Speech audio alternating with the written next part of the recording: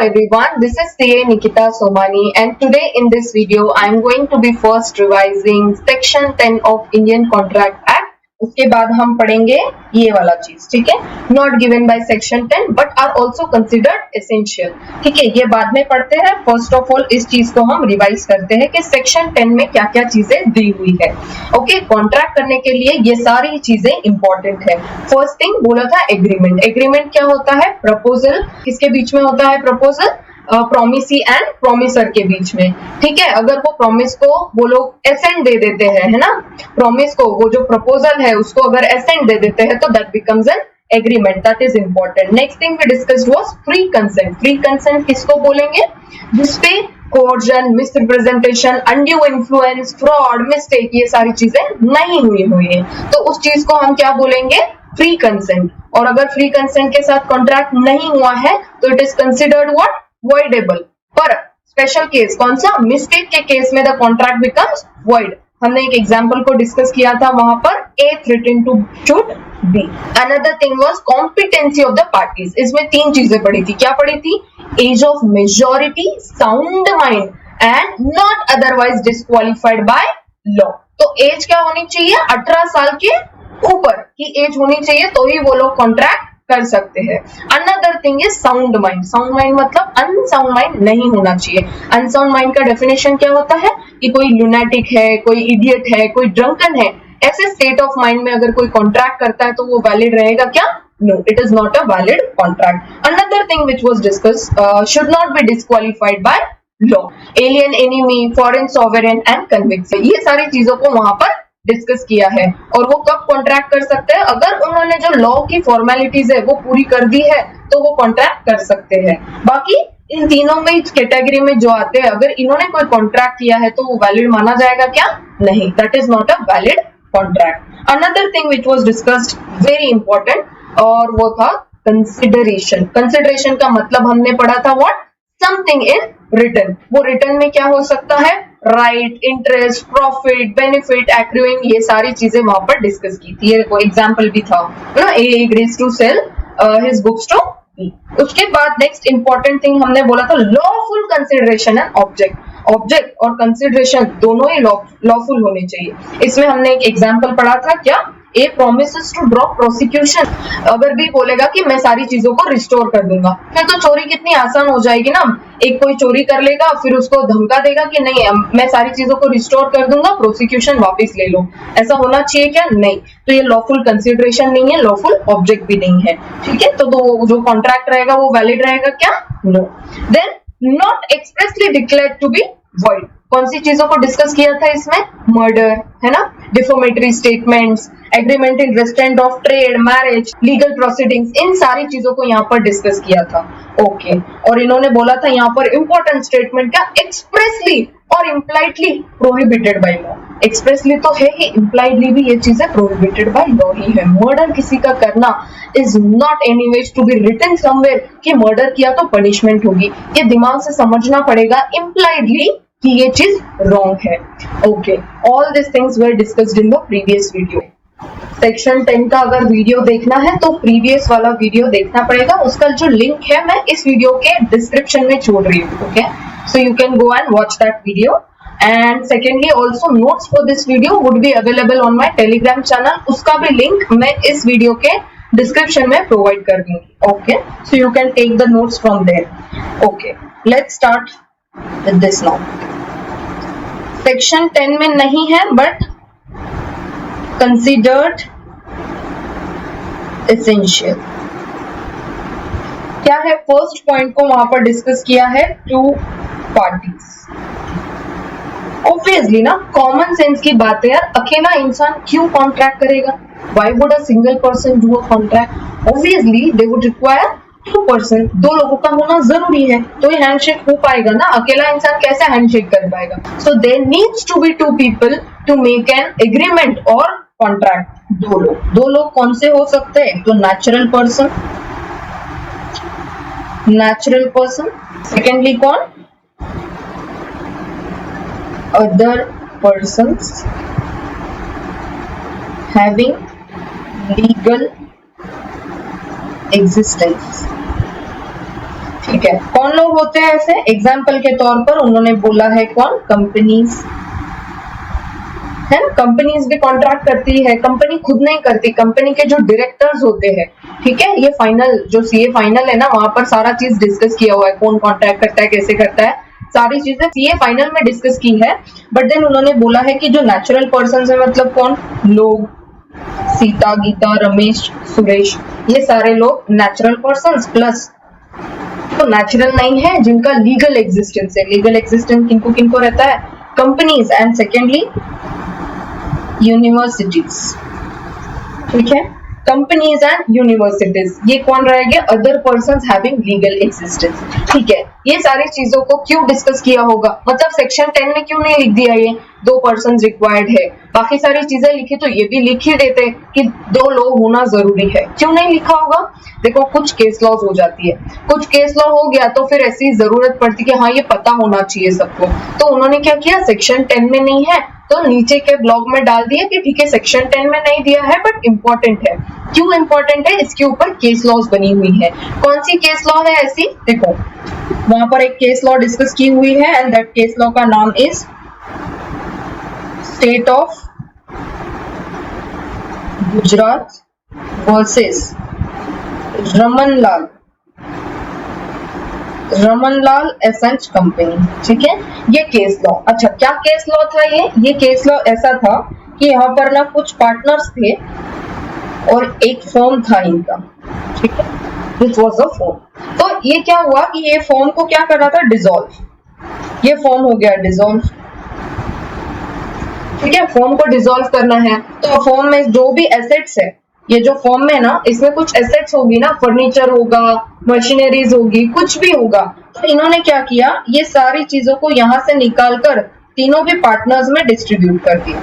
यहाँ के जो एसेट्स थे, बोला कि फर्म है ना अभी क्लोज होने वाली है, डिसॉल्व होने वाला है, तो ये सारी चीजें इन तीनों पार्टनर्स को डिस्ट्रीब्यूट कर दो। मैं एग्जांपल ले रही हूँ, मुझे नहीं पता वहां पर कितने पार्टनर्स थे, बट देन ऐसा केस था वो, ओके। तो वहां पर क्या हुआ? फिर वहां पर आ गए बीच में सेल्स टैक्स ऑफिसर, उन्होंने बोल दिया ये सेल है। ये जो ट्रांजैक्शन है, जो फर्म से पार्टनर्स को जो चीजें गई, एसेट्स गई, ये उन्होंने बोला कि ये सेल है, ठीक है। और उन्होंने बोल दिया इस पर टैक्स आएगा, इस पर टैक्स आएगा। अच्छा पहले था वैट, अब है जीएसटी, ठीक है। तो बोले इस पे आएगा टैक्स। तो ये पार्टनर्स बोले ऐसे कैसे पॉसिबल है? There needs to be 2 people to do a contract. कोई कॉन्ट्रैक्ट करना है तो वहां पर 2 लोगों की जरूरत है। और ऐसा माना गया है जो फर्म है और ये जो पार्टनर्स है ये अलग अलग थोड़ी है। ये जो पार्टनर्स है ना, ये पार्टनर्स जॉइंट ओनर्स है, जॉइंट ओनर्स है ये सारे एसेट्स के। तो फर्म में एसेट्स है ना, उनके जॉइंट ओनर्स है। तो उस केस लॉ में ऐसा डिसाइड हुआ कि ये जो जॉइंट ओनर्स है ना, ये one and the same person है, one and the same person. तो जब एक ही आदमी है तो वहां पर सेल कौन करेगा और परचेज कौन करेगा, ये क्वेश्चन ही अराइज नहीं होता। और ये चीज को उन्होंने बोला कि this is not a contract, ये कोई कॉन्ट्रैक्ट है नहीं और इस पर जो है सेल्स नहीं माना जाएगा, कोई टैक्स नहीं आएगा। और ये सारी चीजों को डिस्कस करते हुए यहाँ पर उन्होंने बोला कि यहाँ पर 2 लोगों का होना जरूरी है। इस केस लॉ के वजह से ये आया कि there needs to be 2 people in a contract, 2 लोगों का होना जरूरी है, 2 पीपल। देखो 2 parties, one can not contract himself. Okay वाह वाह, this point is made clear कि एक आदमी कॉन्ट्रैक्ट नहीं कर सकता, ठीक है मान लिया। और उसमें क्या बोला है कि कौन हो सकते हैं ये लोग? मेड बाय नेचुरल पर्संस और अदर हैविंग लीगल एग्जिस्टेंस। कौन कौन लोगों का एग्जांपल दिया है यहाँ पर? Companies and universities. और उसके बाद में देखो ये केस लॉ को डिस्कस किया है, ठीक है। यहाँ पर ये जो केस लॉ है ना, ये state of Gujarat versus Ramanlal S company, इन्होंने क्या किया? पार्टनरशिप को इनके डिसॉल्व किया और जो भी एसेट्स थी ना वो उनने खुद में डिवाइड कर ली। फिर बीच में आ गए सेल्स टैक्स ऑफिसर, उन्होंने बोला इस पे टैक्स आएगा क्योंकि ये ट्रांजैक्शन ट्रीट कर लिया उन्होंने। फिर उस केस लॉ में ऐसा डिसाइड हुआ कि partners are being the joint owners of this assets can not be both buyer and seller, can not be both buyer and seller, ठीक है। तो ये केस लॉ ऐसा कैसा बुक में भी दिया हुआ है। This case law can be asked in exam, whether ये सेल रहेगा क्या, सेल रहेगा तो कैसा है, कॉन्ट्रैक्ट लीगल है, इलीगल है, वॉइड है, वॉइडेबल क्या है, ये सारी चीजें आपको पूछ सकते हैं। और सिंपली ये ऑप्शंस पूछ सकते हैं कि क्या ये सेल है, ओके या तो फिर कोई केस लॉ का नाम। मुझे नहीं लगता कि केस लॉ का नाम वाम याद रखने की जरूरत है, बट इट्स ओके अगर याद रह पाए तो। Okay, parties must intend to create legal obligations। ठीक है, क्या हो सकता है, लीगल ऑब्लिगेशन होना चाहिए। क्यों होना चाहिए, हमने other day we studied that agreement plus उसके ऊपर अगर एनफोर्सिबिलिटी लॉ हो, एनफोर्सिबिलिटी ऑफ लॉ हो, तो ही वो क्या बनता है, कॉन्ट्रैक्ट बनता है। एग्रीमेंट किसको किसको डिस्कस किया था, एग्रीमेंट में हमने बोला था यहाँ पर सोशल भी आते हैं और लीगल भी आते हैं, और अगर लॉ का ठप्पा लग जाए तो वो बन जाता है क्या, कॉन्ट्रैक्ट। अब सोशल वाले जो एग्रीमेंट है वो कभी ऐसा हो सकता है कि जाकर के वो लोग बोल देंगे अरे इन्होंने ये कॉन्ट्रैक्ट को फुलफिल नहीं किया। ठीक है, तो ये वाला पॉइंट तो हमको भी पता है कि लीगल ऑब्लिगेशंस हो तो ही कॉन्ट्रैक्ट को फुलफिल कर पाएंगे, नहीं तो नहीं कर पाएंगे। फिर भी इन्होंने ये चीज यहाँ पर दी क्योंकि वहां पर फिर से केस लॉ हो गया, इसको इन्होंने एग्जाम्पल के तौर पर यहाँ पर डिस्कस किया है। केस लॉ का नाम है बैल्फोर वर्सेस बैल्फोर। ऐसा क्यों बैल्फोर वर्सेस बैल्फोर, क्योंकि ये हस्बैंड एंड वाइफ का केस है ना, वहां पर दो लोग हैं, ठीक है, ये एग्रीमेंट है, फिर कॉन्ट्रैक्ट है क्या। अब ठीक है, पहले मैम ये तो बोलो कि इनके बीच में हुआ क्या था। ये ऐसे हुआ कि इनके हस्बैंड ने बोला कि मैं जा रहा हूँ अब्रॉड, मैं जा रहा हूँ अब्रॉड, और फिर इनके वाइफ ने बोला नहीं नहीं तुम नहीं जा सकते, मैं क्या करूंगी, या तो मुझे भी लेके चलो। तो हस्बैंड ने बोला नहीं, एक काम करो तुम यहीं रुको, मैं तुमको हर महीने मनी भेजूंगा। तुम्हारे किसके लिए भेजूंगा मनी, एक्सपेंसेस के लिए, तुम्हारे जो भी एक्सपेंसेस हो गए उसके लिए मैं पैसे भेज दूंगा तुमको वहां से। फिर कुछ टाइम बाद ऐसे हुआ, वाइफ ने मान लिया कि पैसे आ जाएंगे, बट पैसे आए क्या, पैसे नहीं आए। अब वाइफ क्या ये एक्सपेंसेस को जाकर के कोर्ट में रिकवर कर सकती है, बोल सकती है ऐसा कि मेरे हस्बैंड ने बोला था कि वो अब्रॉड जाएंगे तो मुझे मंथली खर्चा देंगे, अब कोर्ट आप मुझे जो भी एक्सपेंसेस है उसका मुझे रिइंबर्समेंट करा के दो मेरे हस्बैंड से, क्या ऐसा जाकर बोल सकते हैं, नहीं बोल सकते, क्योंकि ये एग्रीमेंट कौन सा है, this agreement is of social nature. और सॉरी वापस लिख देती हूँ सोशल, ठीक है, और ये कॉन्ट्रैक्ट नहीं माना जाएगा। Parties must intend to create legal obligation, क्या है, लीगल रिलेशनशिप। फिर क्या बोल सकते हैं उसको, सोशल और डोमेस्टिक टाइप के जो एग्रीमेंट्स है वो एनफोर्सेबल है क्या, कोर्ट ऑफ लॉ में नहीं। और वहां पर देखो ये एग्जांपल को वहां पर डिस्कस किया है, इन्होंने बोला है कहां पर केस लॉ ये डिस्कस किया है, बैल्फोर वर्सेस बैल्फोर।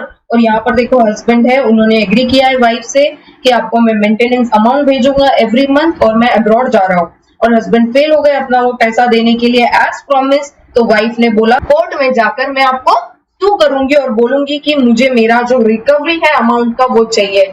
और यहाँ पर इस केस लॉ में फिर ऐसा डिस्कस हुआ कि here in this case wife could not recover it as it was a social agreement।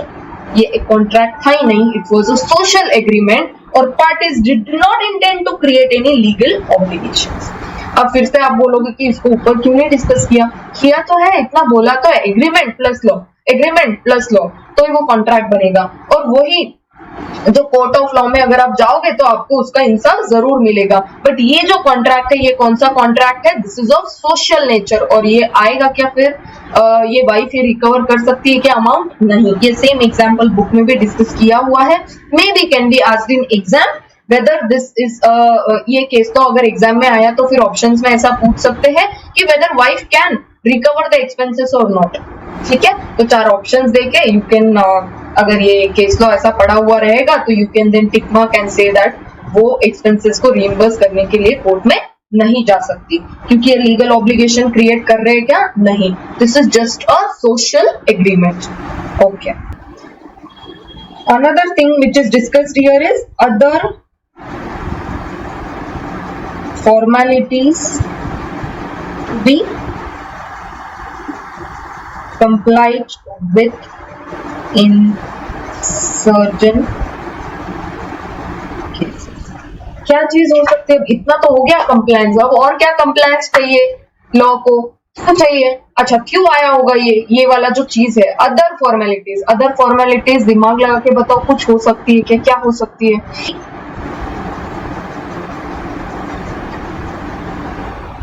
Writing में ही चाहिए होंगे। ऐसे कौन कौन से कॉन्ट्रैक्ट है जो राइटिंग में चाहिए होंगे? एग्जाम्पल के तौर पर उन्होंने बोला है इंश्योरेंस, इंश्योरेंस का कॉन्ट्रैक्ट। देखो, इंश्योरेंस का कॉन्ट्रैक्ट में एक चीज है, आप जब भी कोई इंश्योरेंस लेते हो, ठीक है, चाहे वो हेल्थ का इंश्योरेंस लो, चाहे वो लाइफ का इंश्योरेंस लो, कोई भी इंश्योरेंस लो, गाड़ी का इंश्योरेंस लो, कोई भी इंश्योरेंस लो, ऐसे मुंह जबानी बोल के कॉन्ट्रैक्ट्स हो जाते हैं क्या? नहीं, क्योंकि देखो आप प्रीमियम पे करते हो और अगर कुछ ऊंच नीच हो गई, लाइफ इंश्योरेंस में डेथ हो गई वगैरह वगैरह, जो भी, इंश्योरेंस कंपनी क्या बोलती है, ठीक है, ये स्पेसिफिक अमाउंट का ये जो हम कॉन्ट्रैक्ट कर रहे हैं, अगर ऐसा हुआ कि बाय चांस अगर आपकी डेथ हो जाती है या आपका एक्सीडेंट हो जाता है और आप आपकी डेथ हो गई है, तो हम लोग क्या करेंगे? आपको रीइंबर्समेंट के तौर पर ये जो आप इंश्योरेंस ये प्रीमियम भर रहे हो, तो हम क्या करेंगे? ये अमाउंट इंश्योरेंस का आपको दे देंगे। तो क्या ये चीजें ऐसे आसानी से हो जाएगी क्या कि आप बोल दोगे कि ऑफ हो गए, चल बसे, और हमको इंश्योरेंस का अमाउंट दे दो? आपको 100 चीजें प्रूफ करनी पड़ेगी, डेथ सर्टिफिकेट लाओ, ये करो वो करो, डॉक्टर का सर्टिफिकेट दो, कुछ की सच में ये मर गए हैं। तो ये सारी चीजें जो होती है, जो इंश्योरेंस कॉन्ट्रैक्ट में लिखी हुई होती है, कि ऐसा सब कुछ होने पर ये सारी चीजें लगेगी। कि देखो, जहां पे पैसा आता है ना, वहां पर इट इज वेरी नेसेसरी कि चीजों को लिख लिया जाए। Very important to write down if any contract is there, writing में होना जरूरी है। तो इंश्योरेंस का contract is first example. Second example हम बोल सकते हैं कि कोई आप अगर इमूवेबल प्रॉपर्टी का हो,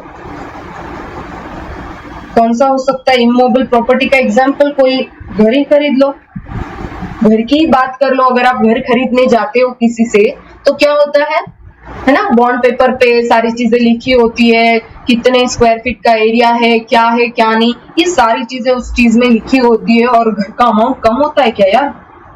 50 लाख, 25 लाख, 15 लाख, ये क्या लाखों की चीजें ऐसे मुंह जबानी हो जाएगी क्या? नहीं, इनको लिखना बहुत जरूरी है, इनको लिखना बहुत जरूरी है। तो इन्होंने यहाँ पर 2 एग्जाम्पल किस चीज के दिए हैं? Insurance and immovable property. यहाँ पर इमेज में भी आप देखिए, ये देखो घर का एग्रीमेंट हो रहा है, तो ये क्या कर रहे हैं? लिख ले रहे हैं चीजें। This is in writing.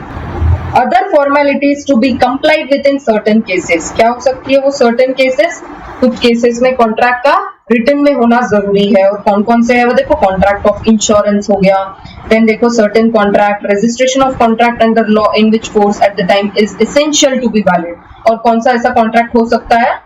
Immovable property का। तो 2 चीजों को यहाँ पे डिस्कस किया है, इंश्योरेंस एंड इमूवेबल प्रॉपर्टी। तो ऐसे और भी एग्जांपल्स हो सकते हैं जहाँ पे लिखना जरूरी है कोई भी कॉन्ट्रैक्ट होता है तो, ठीक है। अभी यहाँ पर आपको दिखता है, यहाँ पर इमेज में कितने सारे ऑयल्स के डब्बे हैं यहाँ पर, और सपोज ऐसा मान लो कि कोई ऐसा डीलर है, ठीक है, जो यहाँ पे बहुत सारे ऑयल्स के डब्बे, सारे ऑयल्स बेचता है, sunflower oil, corn oil, coconut oil, palm oil, soybean oil, सारे ऑयल्स को ये यहाँ पर बेचते हैं। तो अगर सपोज मैं कभी ऐसे फोन कर दूं और बोल दूं, sir I want 100 tons of oil, ठीक है, और फोन रख दिया, उसके बाद वो फोन भी वापस कनेक्ट नहीं हो रहा है जो ये सारा सब कुछ सेल कर रहा है, ठीक है, उन्होंने बहुत ट्राई किया कांटेक्ट करने का मुझे, बट मेरा फोन नहीं लग रहा है। अब मैंने बोल दिया 100 टन मुझे तेल चाहिए, ये तो बताया ही नहीं कि कौन सा तेल चाहिए, वहां पर तो इतने सारे तेल है ना। अगर सपोज से कोई दुकान है जहां पर पर्टिकुलरली सिर्फ और सिर्फ सोयाबीन ऑयल मिलता है, ठीक है, if I say that person कि मुझे 100 टन ऑयल चाहिए, तो वो आसानी से बोल देगा कि यार मेरा दुकान ही सोयाबीन ऑयल का है, तो there is certainty of this agreement कि यार चलो इसको सोयाबीन ऑयल ही चाहिए रहेगा। बट अगर ऑयल की दुकान इतनी बड़ी है कि वहां पर हर प्रकार का तेल मिलता है, तो इंसान को कोट करना जरूरी है कि कौन सा तेल चाहिए। इस केस में क्या हो गया कि ऑयल पता नहीं है कौन सा भेजना है, तो ये कॉन्ट्रैक्ट, इसमें कोई सर्टेनिटी है ही नहीं, तो इस कॉन्ट्रैक्ट को कॉन्ट्रैक्ट मानेंगे क्या? फिर नहीं, क्योंकि पता ही नहीं है, there is no certainty. Certainty of meaning, the agreement must be certain and not vague, और indefinite, ठीक है, vague नहीं होना चाहिए, indefinite नहीं होना चाहिए, it should be certain. देखो यहाँ पर बोला है कि A agrees to B for 100 tons of oil and there is nothing certain in the order and show what kind of oil was intended for. Certainty of meaning.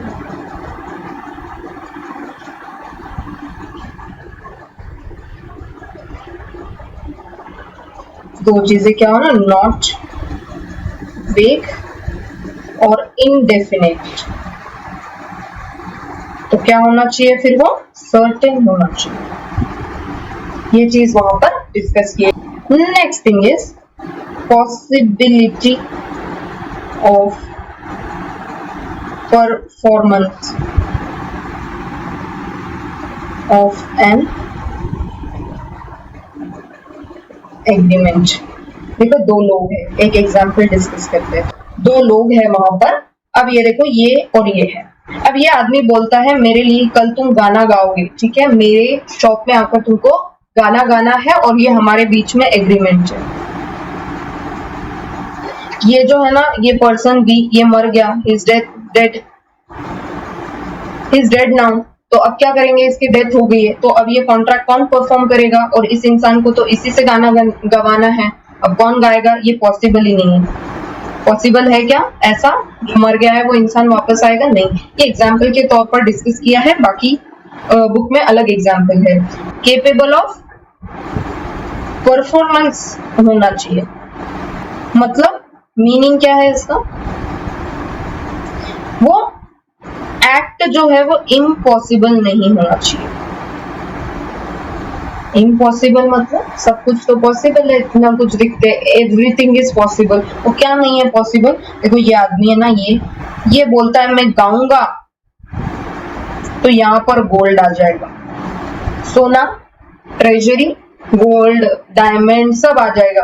तुम agreement करोगे क्या, please pay me certain amount, पे me 20,000, मैं गाऊंगा तो gold आएगा यहाँ पर। Is this capable of performance, कोई इसमें पॉसिबिलिटी है कि ऐसा होगा, कतई नहीं होगा ऐसा।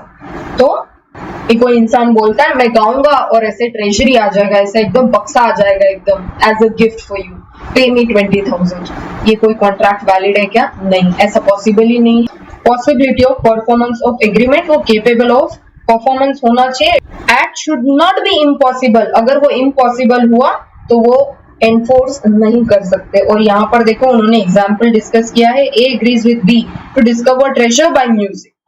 देखो ऐसा बोलता है मैं गाऊंगा तो ऐसा ट्रेजर आ जाएगा, जैसा हमने बक्सा देखा ना अभी, गोल्ड दिख रहा है वहां पर, पूरा सोना चांदी सब आ गया, तो ऐसा पॉसिबल है ही नहीं। तो यहाँ पर फिर उन्होंने बोला है the agreement can not be enforced as it is not possible to be performed. This is the completion of things which are not given by section 10 but are considered essential. क्या क्या है उसमें, two parties must intend to create legal obligations, other formalities to be complied in certain cases, certainty of meaning and possibility of performance of an agreement. ये सारी चीजों को यहाँ पर डिस्कस किया है।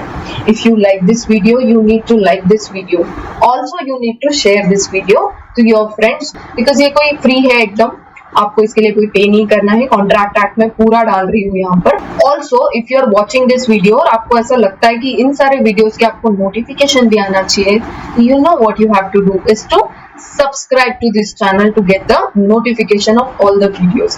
So till I upload the very next video, you take care of yourself and bye guys.